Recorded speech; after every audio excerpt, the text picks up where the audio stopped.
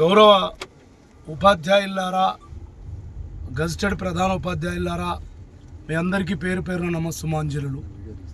ఈరోజు ప్రచారం చేస్తున్నటువంటి సందర్భంలో చాలా స్కూళ్ళల్లో ఒక 2 నెలల నుంచి తిరుగుతున్నటువంటి క్రమంలో చాలామంది ఉపాధ్యాయులు నన్ను ఒక సమస్య మీద ప్రాతినిధ్యం చేయమని అడిగారు.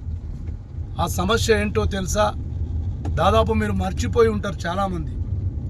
అది 2016లో మధ్యాహ్న భోజనం కోసం వేసవి సెలవుల్లో పనిచేసినటువంటి రెమ్యునరేషన్, ఈఎల్స్ కాదు, రెమ్యునరేషన్ ఈరోజు వరకు రాలేదు. కాబట్టి ఉపాధ్యాయులారా, మరి 2016లో ఎమ్మెల్సీగా ఎవరున్నారు? 2019 నుంచి ఇప్పటిదాకా ఎమ్మెల్సీగా ఎవరున్నారు? 2016 నుంచి ఇప్పటిదాకా టీచర్ల సమస్యల కోసం ఆన్ డ్యూటీ సౌకర్యం పొంది హైదరాబాదులో సెక్రటరేట్లో, డైరెక్టరేట్లో తిరుగాడుతూ ముఖ్యమంత్రులు మాకు దగ్గర, మంత్రులు మాకు దగ్గర, ఏ ఎన్నికలు వచ్చినా వాళ్లకు మద్దతులు ఇస్తూ మరి వాళ్ళ ఆల్మోస్ట్ 9 ఇయర్స్ 9 సంవత్సరాలైన ఓట్లేసిన టీచర్లకు, సభ్యత్వం ఇచ్చిన టీచర్లకు రెమ్యునరేషన్ తీసుకురాలేకపోయారు. మరొక్కసారి ఆలోచించండి విఘ్నతతో. అలాంటి అసమర్థులకు మళ్ళీ మనం ఓటేద్దామా?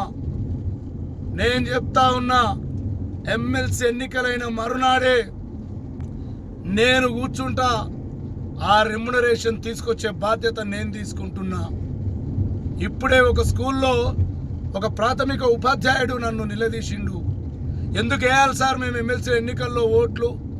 ఎందుకు సంఘాలను నమ్మాలి సార్? మేము 9 ఏళ్ళైనా ₹1 ఇప్పించలేదు, మాకు ఈ వ్యవస్థ మీదనే నమ్మకం పోయిందని బాధపడుతూ చెప్పిండు. కాబట్టి ఆలోచించండి.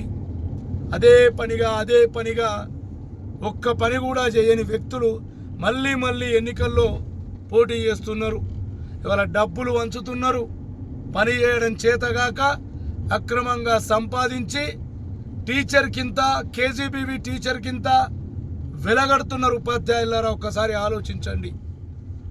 నాకు మొదటి ప్రాధాన్యత ఓటు ఇవ్వండి. వ్యవస్థను మొత్తం వ్యవస్థను సెట్ చేస్తా. ఒక్క టీచర్కి అన్యాయం జరిగినా ఊరుకోను.